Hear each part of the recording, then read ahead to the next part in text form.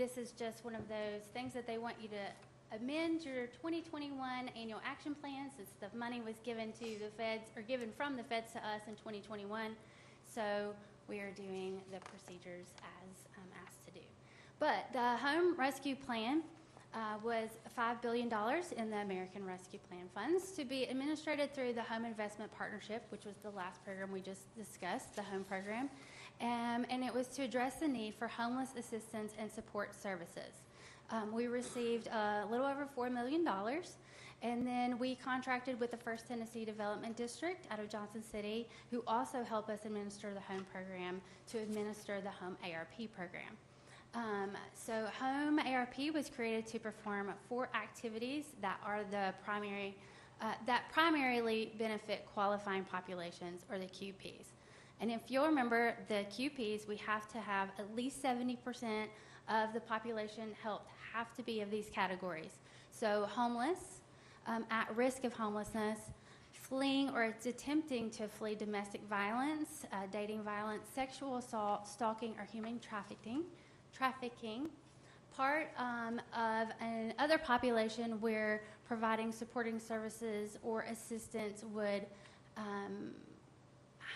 cause a family to be homeless. And then, of course, you can be a veteran if you are in one of those qualifying populations above. So it's very specific. How we did a long study with everybody that's in the consortium footprint and reached out to many service providers. The approved funding allocation is, as you see: development of affordable rental housing, $3 million, supportive services, $211,000, nonprofit capacity building, $200,000, and administration and planning, $602,000, for a total allocation of the $4,014,832. So the substantial amendment is just adding those projects to our 2021 action plan. And you can pick up that at the Community Development Planning Office or online. And then, of course, we have to have 30 days comment period, which runs through the 15th. Public hearing tonight. And then any comments on the proposed projects should be directed to me. Okay, thank you. Is there anyone that would like to address council tonight? Seeing none, this public hearing is closed. I do have a couple of questions for Christina. Is that Okay. Christina, Yes. when you were in the first resolution, 2435, you mentioned a rollover of 142,000. Yes. Is that rollover, is that Bristol specific, or is that through the Northeast region? And secondly, when you went on to the Northeast region, it was 2.7 million in Correct. rollover. So those monies, how will they be dispersed? What is the criteria that will trigger any disbursement from those funds? Well, we just rolled them into the next year. So currently well, say for instance, the Home Consortium has a very long wait list. Mm-hmm. So if we had more capacity to help more people, we could spend more of that funding. But we just don't have the administrative staff right now to do that. Okay. So we do roll that funding into the same programs. And each community does choose where they like to put their percentage. If it's in the rehab reconstruction pot, we say, or if it's in the home ownership and down payment assistance pot. Okay. Thank you so much. Thank you. Thank you. All right, next we have our appearance of citizens, and no one signed up this evening. Is there anyone that did not sign up that would like to address council? Okay. Next we have 3 appointments. The first appointment is for our Community Development Advisory Committee. We have one candidate, Alexander Brumlick. Would anyone like to speak on behalf of Mr. Brumlick? I'd be happy to. So I met him a couple of years ago, I think. He serves in our auxiliary police service and teaches and I think dean of students in economics at King. So I think he'd be a great addition to Community Development Advisory Board Committee. Okay. Okay. Councilwoman Fire Robin has Alexander Brumlick. Councilmember Luttrell has Alexander Brumlick. Councilwoman Powers has Alexander Brumlick.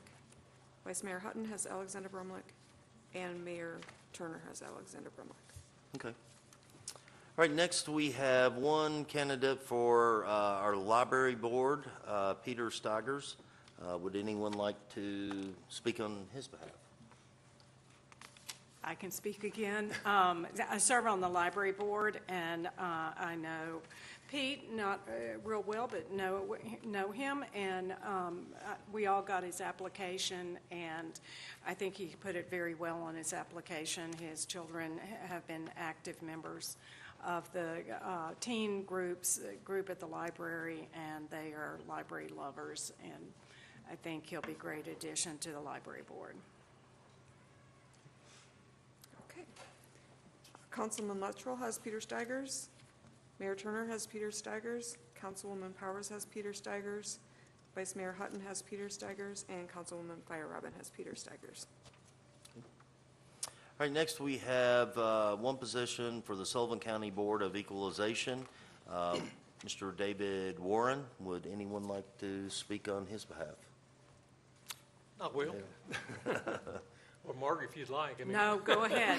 You take a turn. I could very well.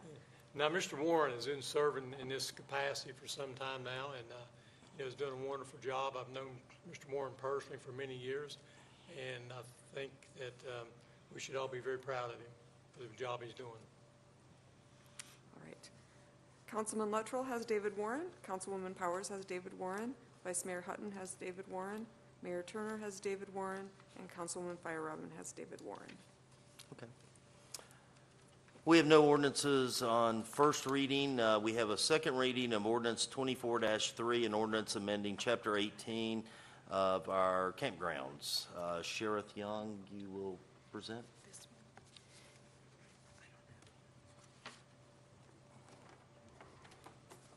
Good evening, Mayor Turner, council members.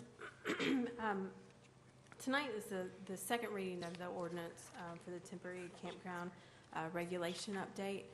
As you'll recall, we talked about this in pretty good detail in the work session and held the first reading of the ordinance during the April meeting.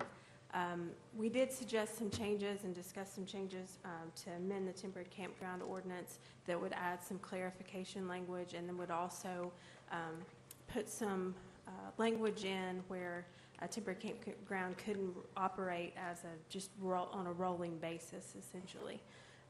We also added a stipulation that a temporary campground would be permitted within 2 miles of Bristol Motor Speedway, so that narrows that window where a temporary campground could apply and operate a little bit narrower to serve Bristol Motor Speedway events rather than just wide open anywhere in the city.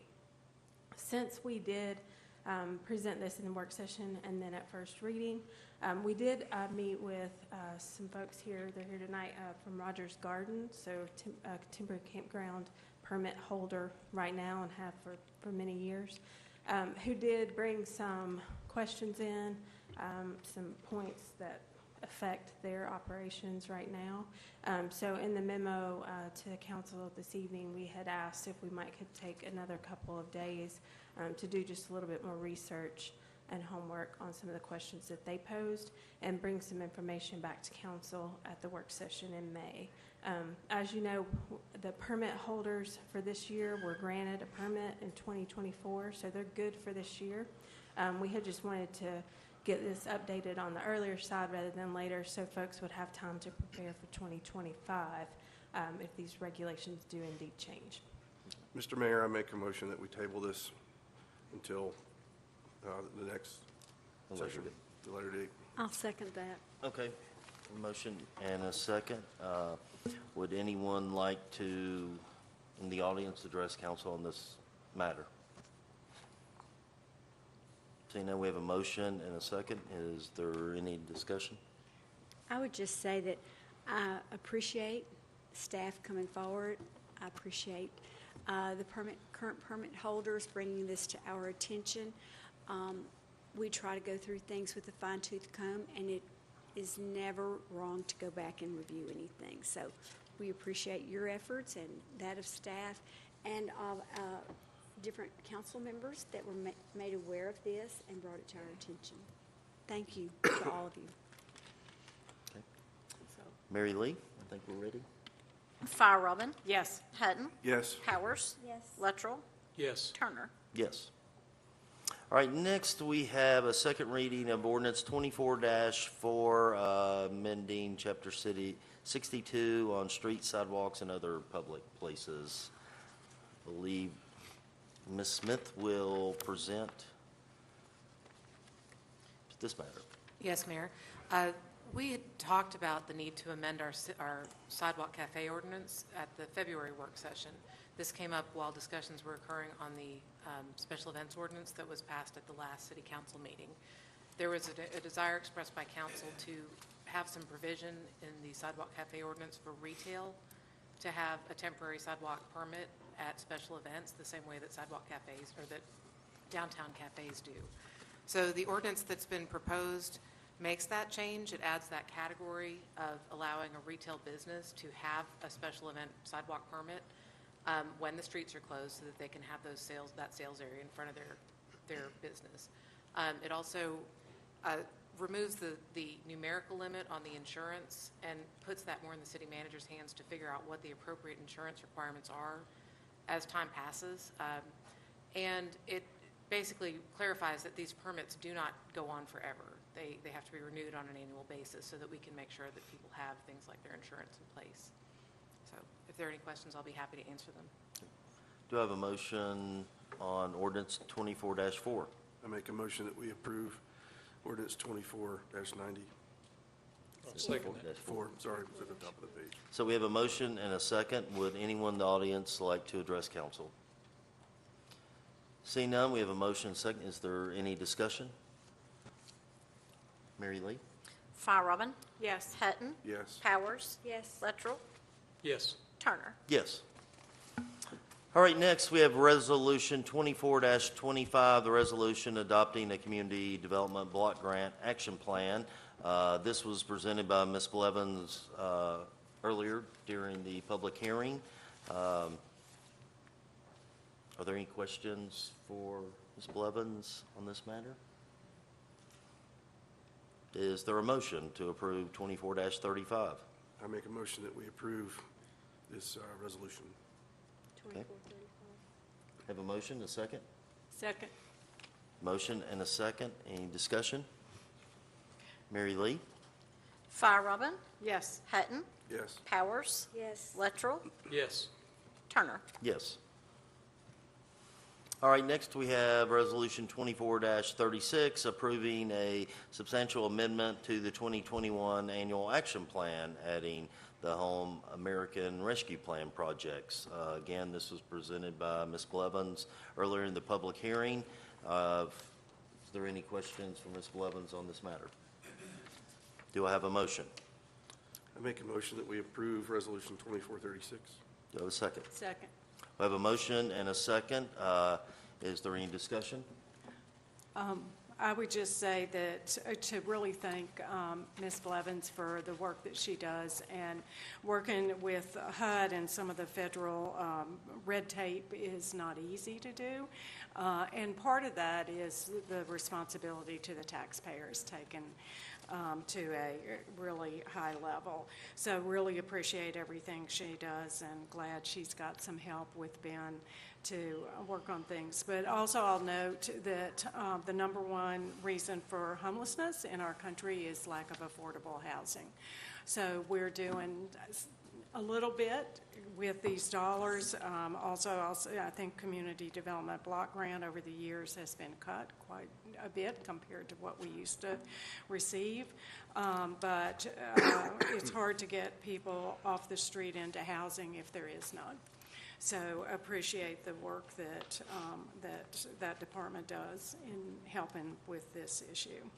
All right, the public had an opportunity earlier to address council on this matter. Mary Lee, could we? Robin. Yes. Hutton. Yes. Powers. Yes. Luttrell. Yes. Turner. Yes. All right, next we have our consent agenda. Thank you, Mayor, members of the council. Item number 1 on the consent agenda is approval of the minutes of the April 2nd City Council meeting. Next is approval of the minutes of the April 23rd City Council work session. Approval of Resolution 24-37, authorizing the city to enter into an agreement with Bristol Housing for provision of a law enforcement officer. Approval of 24-38, approving the Title VI program for Bristol, Tennessee Transit. Approval of Resolution 24-39, awarding the purchase of a metal building for the new city garage on Weaver Pike. Approval of Resolution 24-40, awarding purchase of a privacy fence for the city garage.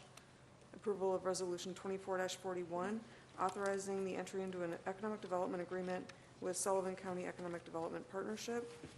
Approval of Resolution 24-42, authorizing the purchase of decorative snowflakes for downtown Bristol. Approving Resolution 24-43, authorizing renewal of the network security monitoring service.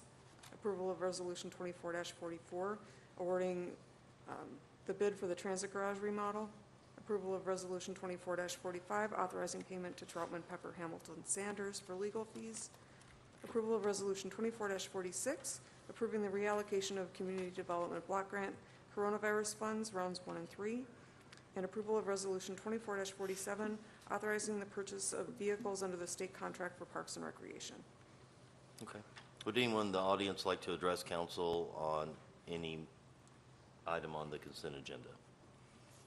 Would any member of council like any of these removed?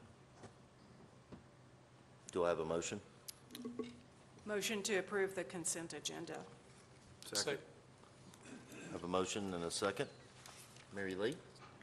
Robin, Yes. Hutton, Yes. Powers, Yes. Luttrell, Yes. Turner. Yes. All right, next we have our city manager's report. I actually don't have anything tonight. We've been working on budget very, very long hours and consistently, so there's not much else to report. I understand. All right, city council comments. I'll lead off. Congratulations to all of our graduates in the Bristol, Tennessee City School System, and to our school system for such a great school year. Y'all have come through some really tough ones in the past with COVID, and I think this one turned out to be an exceptional year, so congratulations. And to all the parents who have graduates, congratulations to you as well. The next thing that I'd like to mention is, to speak about, is Coach Bingham. He has been an absolute icon to our community in many different ways. He stepped up in becoming a member of council in a very tumultuous time and helped to bring some stability and kindness back to our council situation. And I'd also like to compliment our new department of community engagement and special events. It's my understanding that there were over 300 participants, vendors and purchasers, people buying from the farmers market this weekend. And so really a great, great beginning.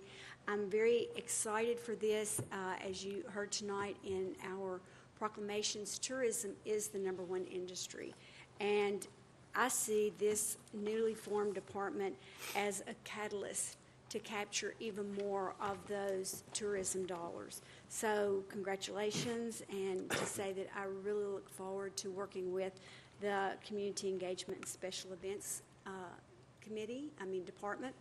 And to Parks and Recreation, I had the privilege of enjoying Little League Baseball tournament down at White Top Creek Park earlier, and to see the parking lot striped off and paved or sealed. It was a great, great event. Lots of people from around the region. So I think we're headed in the right direction. All of our departments are firing on all cylinders, and I just really do appreciate all that you do and all that our administrative staff does. Thank you. I have a couple things. One is just, we talk, and a lot of people don't really take the interest that we've seen it tonight with our students with Communiversity, talking about local government, listening to Andrew Cross. But local government can affect you more directly than other levels of government. And with that, I want to thank citizens for paying attention to things that affect you and bringing your concerns.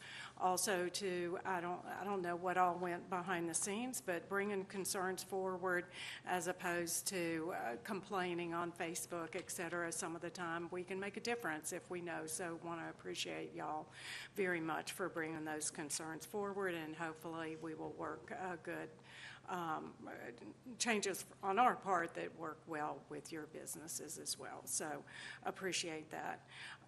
And just wanted to mention the DEI conference from the DEI Alliance that's May 17th at Meadowview, and there's a nationally recognized CEO coming from Chicago as the keynote speaker. I believe in Bristol, we keep watching for First Fridays and Border Bash for summer, lots of things going on. Dr. Tudor and I serve on the Sullivan County Health Council that's just getting restarted. We're looking at our county's health issues and looking toward eventually prioritizing some that our health council will focus on. But we do have quite a few different ones. Some of them are a little bit surprising that unless you analyze the data, you don't realize what the issues are.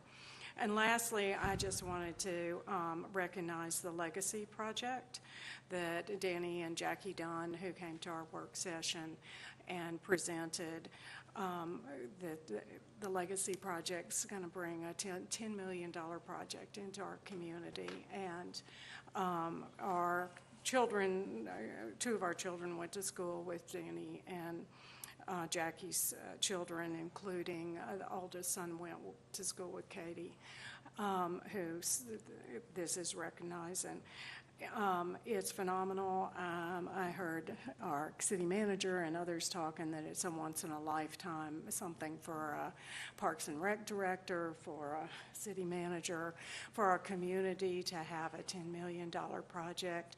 Also, if y'all don't know, Danny and Jackie Dunn, they are some of the nicest, humblest, great people that you would ever imagine to meet. So just very exciting, also very tender, and just really appreciate that coming forward. Thank you.